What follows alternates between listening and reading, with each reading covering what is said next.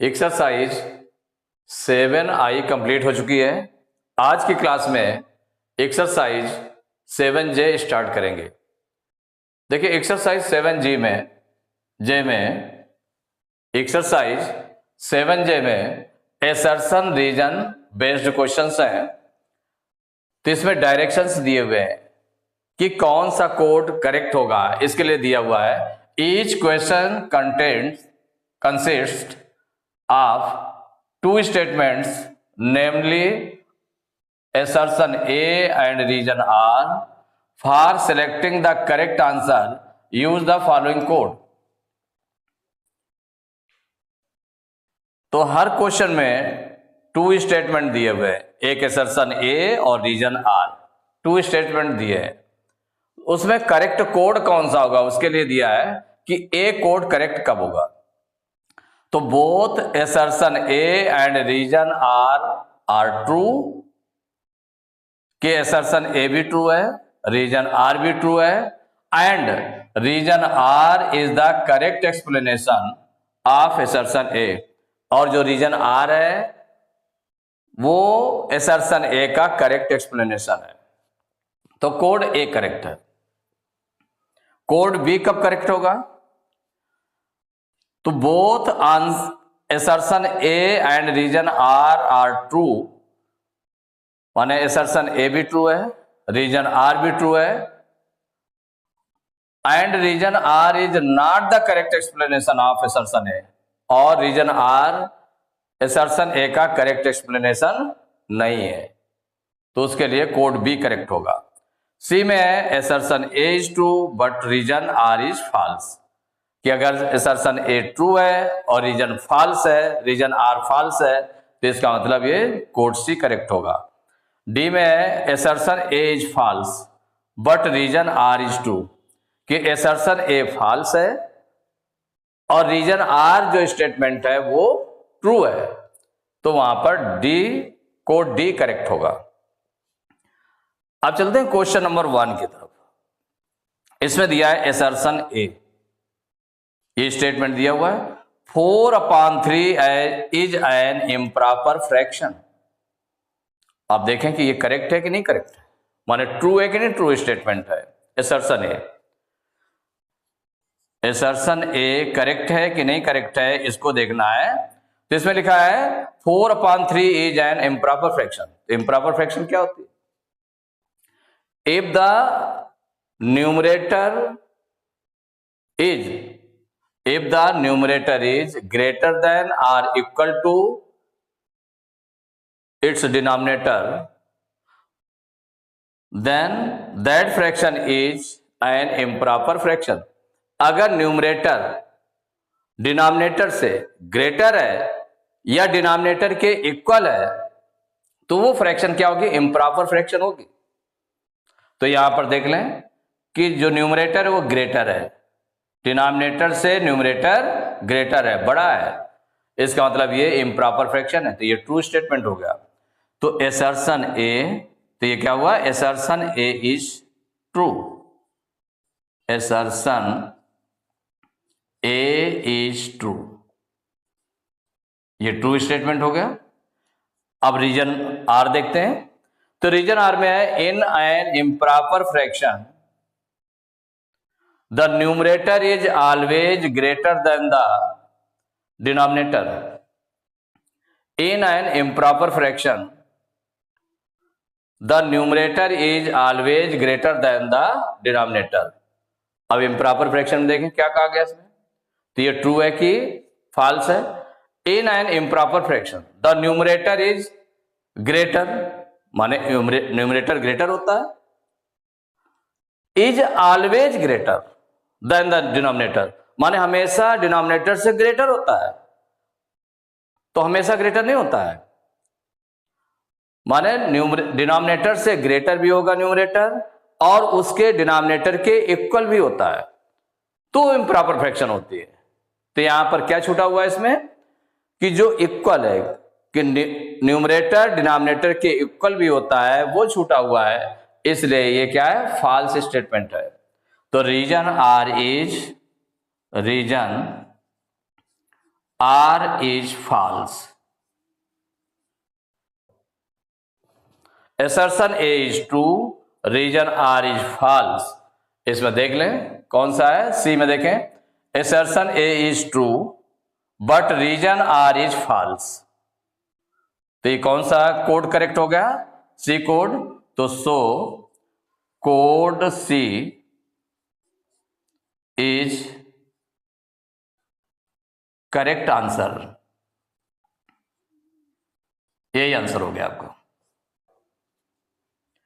Question number second, statement दिया हुआ है इसमें एसर्शन ए. एसर्शन ए में दिया हुआ है 3/4 एंड 5/4 आर लाइक फ्रैक्शंस. अब देखें स्टेटमेंट ट्रू है या फॉल्स है. 3/4 एंड 5/4 आर लाइक फ्रैक्शंस. तो देखिए लाइक फ्रैक्शंस होते क्या है. The fractions having the same denominator are called like fractions. जो फ्रैक्शन, जिन फ्रैक्शंस में डिनोमिनेटर इक्वल होते हैं, the fractions having the same denominator are called like fractions. अगर डिनोमिनेटर इक्वल है, देखिए इसका 4 है डिनोमिनेटर, 5/4 का भी डिनोमिनेटर 4 है, और अदर भी हों, अगर उनके डिनोमिनेटर्स इक्वल हैं तो वो लाइक फ्रैक्शंस होंगे. कैसे होंगे, लाइक फ्रैक्शंस. तो इसका मतलब ये ट्रू स्टेटमेंट है. तो फर्स्ट आपने एसर्शन ए स्टेटमेंट को देखा. तो assertion A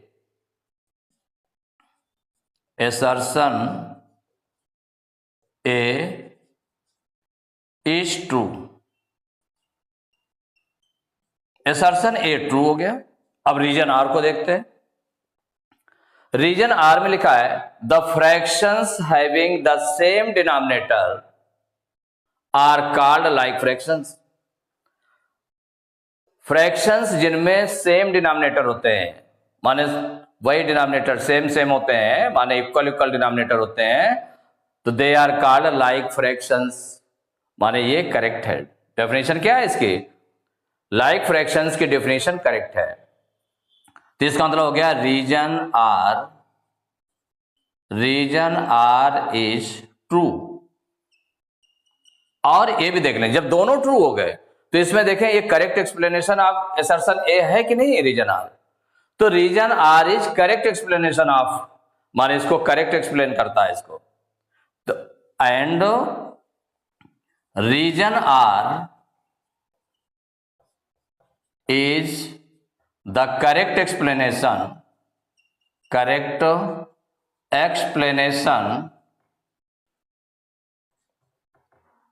of assertion A.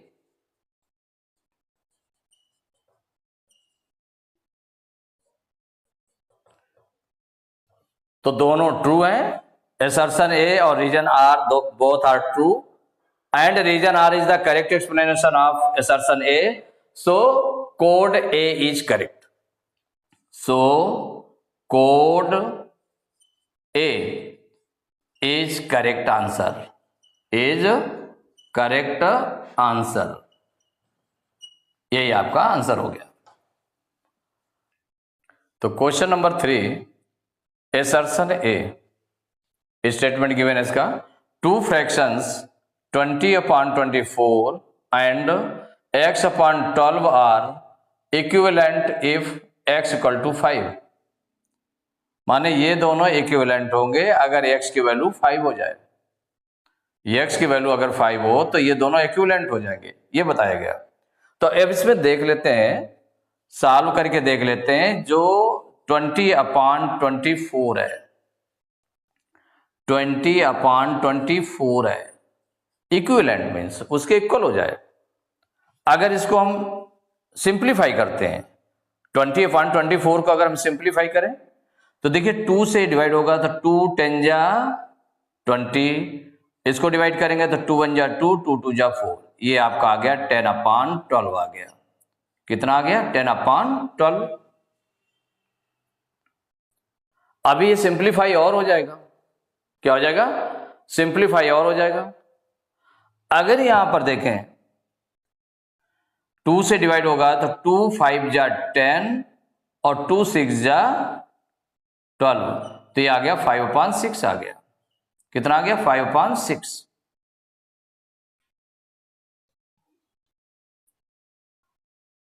तो इसमें 2 fractions 20/24 and x/12 are equivalent if x equal to 5।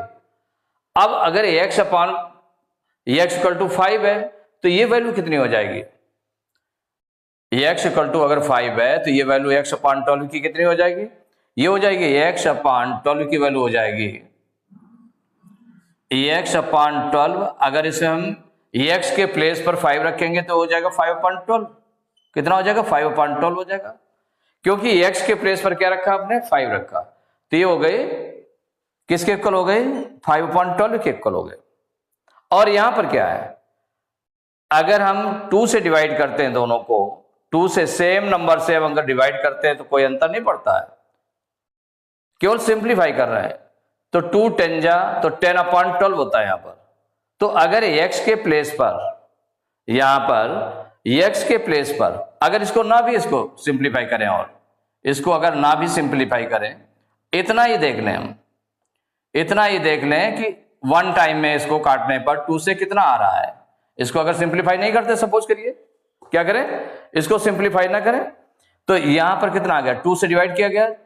Same number से डिवाइड करने पर न्यूमरेटर और डिनोमिनेटर को उसके शेप में तो डिफरेंस हो जाता है, लेकिन उसकी वैल्यू में कोई अंतर नहीं आता है। तो यहां पर जैसे 2 से डिवाइड किया गया तो ये 10 टाइम्स डिवाइड हुआ है, 12 टाइम्स, तो ये कितना आ गया? 10/12 आ गया। और यहां पर देखें, अगर जो x/12 है, क्योंकि इसका डिनोमिनेटर 12 है तो 12 डिनोमिनेटर से मैच कर रहा है, मैच कर रहा है ना। और x के प्लेस में कितना दिया? x की वैल्यू 5 दिया है, तो x के प्लेस पर कितना रख दिया? 5/5 रख दिया गया। तो ये दोनों इक्वल नहीं है। कैसे? इक्विवेलेंट नहीं है, क्योंकि ये 5/12 आ रहा है और ये कितना हो जाएगा? 10/12। तो अगर x के प्लेस पर कितना होता? x की वैल्यू अगर 10 होती तो ये करेक्ट होता, क्योंकि ये इसके इक्वल हो जाता। तो हियर ये जो 10/12 है, नॉट इक्वल 5/12, ये इक्वल नहीं है। तो इसका मतलब क्या हो गया कि जो एसर्शन ए है तो दोनों इक्विवेलेंट नहीं है। उसने कहा 2 fractions 20/24 and x/12 are equivalent if x equal to 5। माने जब x इक्वल टू 5 होगा तो दोनों इक्विवेलेंट होंगे, तो दोनों इक्विवेलेंट नहीं है। तो एसर्शन ए इज फॉल्स। क्या निकला? एसर्शन ए इज फॉल्स, ये फॉल्स हो गया। अब नेक्स्ट देखें रीजन आर। रीजन आर का स्टेटमेंट पढ़ते हैं। An equivalent fraction is obtained by multiplying और dividing both the numerator and denominator of the given fraction by the same non zero number. अगर नॉन जीरो नंबर हो, माने जो zero ना हो, 1 2 3 4 5 6 7 8 9 10 11 12 13 कुछ भी नंबर हो सकता है जीरो को छोड़ करके। अगर नॉन जीरो नंबर से मल्टीप्लाई कर दें न्यूमरेटर और डिनोमिनेटर को, या नॉन जीरो नंबर से न्यूमरेटर और डिनोमिनेटर को डिवाइड कर दें सेम नॉन जीरो नंबर से, अगर मल्टीप्लाई कर दें या डिवाइड कर दें तो क्या होता है? N equivalent fraction is obtained, वो इक्विवेलेंट फ्रैक्शन होती है। ये करेक्ट है, क्योंकि जैसे आपने यहां पर 2 से डिवाइड किया, इसको दोनों को 2 से डिवाइड किया है ना, तो दोनों को 2 से डिवाइड करने पर क्या आ गया? 10/12 आ गया। तो 10/12 ये 20/24 का क्या है? इक्विवेलेंट फ्रैक्शन है। 10/12 किसकी? 20/24 की इक्विवेलेंट फ्रैक्शन है। अगर मान लो इसमें किसी नंबर से मल्टीप्लाई भी कर देते न्यूमरेटर और डिनोमिनेटर दोनों में, तो भी उसके वो इक्विवेलेंट फ्रैक्शन फाइंड होती है। तो इसका मतलब हुआ कि ये स्टेटमेंट कैसा है? ट्रू है। तो reason R is true, reason R is true, assertion A is false and region R is true। तो अब इसमें देख लें कि इसको दोनों को टैली कौन कोड कर रहा है। तो इसमें सी कोड में देखें एसर्शन ए इज ट्रू, लेकिन ये नहीं टैली कर रहा है क्योंकि एसर्शन ए इज फॉल्स। तो डी में देखें assertion A is false but reason R is true, तो कौन सा कोड टैली कर रहा है इसमें? डी। तो इसका मतलब है सो code D is correct answer, correct answer, यही आपका आंसर हो गया। Question number 4, assertion A statement given है 3/7 इज ग्रेटर देन 3/5, ये स्टेटमेंट दिया हुआ है। देखिए 3/7 इज ग्रेटर देन 3/5, तो ये ट्रू है कि फॉल्स है, ये आपको चेक करना है। कंपेयर किया गया है तो इसको कंपेयर करेंगे 3/7 और 3/5 को, तो इसमें कौन सा ग्रेटर है ये आपको पता चलेगा। तो कहा गया 3/7 इज ग्रेटर देन 3/5, तो इसमें हम क्या देख रहे हैं? ये देख रहे हैं कि दोनों में न्यूमरेटर इक्वल है, दोनों फ्रैक्शंस में क्या है? न्यूमरेटर इक्वल है। तो जब न्यूमरेटर इक्वल हो तो जब कंपेयर करेंगे तो फ्रैक्शंस में अगर न्यूमरेटर इक्वल है तो जिसका डिनोमिनेटर छोटा होता है वो फ्रैक्शन बड़ी होती है, छोटे डिनोमिनेटर वाली फ्रैक्शन बड़ी होती है अगर न्यूमरेटर इक्वल है तो इसका मतलब क्या हुआ? इसका मतलब हुआ कि इसमें छोटा डिनोमिनेटर किसका है? 3/5 का है, क्योंकि दोनों के न्यूमरेटर कितने कितने हैं? 3 है, और छोटा डिनोमिनेटर किसका है? 3/5 का है, छोटा डिनोमिनेटर 5 है। इसका मतलब है 3/5 इज ग्रेटर है, लेकिन इसमें क्या लिखा हुआ है? 3/7 इज ग्रेटर देन 3/5, इसको ग्रेटर बताया है, इसका मतलब है कि ये फॉल्स है। तो इसमें जो एसर्शन में जो स्टेटमेंट लिखा हुआ है assertion A, assertion A is false, ये फॉल्स हो गया। अब चेक करते हैं रीजन आर को। तो रीजन आर में है एमंग टू फ्रैक्शंस, माने 2 फ्रैक्शंस ली जा रही, तो among 2 fractions with the same numerator, अगर उनका न्यूमरेटर सेम है तो among 2 fractions with the same numerator the one with the smaller denominator is the greater of the 2। अगर 2 फ्रैक्शंस हैं विद द सेम न्यूमरेटर, अगर उनके सेम न्यूमरेटर सेम है तो the one with the smaller denominator, जिसका denominator छोटा होगा, smaller होगा, is the greater of the 2, तो उन दोनों में से वो ग्रेटर होगी, जो स्मॉलर डिनोमिनेटर वाली है वो ग्रेटर होगी। तो इसका मतलब ये ट्रू स्टेटमेंट है। तो reason R is true.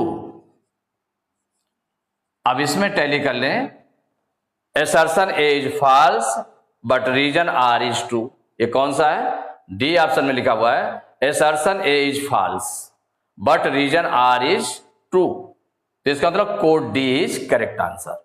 So code D is correct answer, यही आंसर हो गया। तो एक्सरसाइज 7J के क्वेश्चन नंबर 4 तक कंप्लीट हो चुके हैं। नेक्स्ट क्लास में क्वेश्चन नंबर 5 से स्टार्ट करेंगे।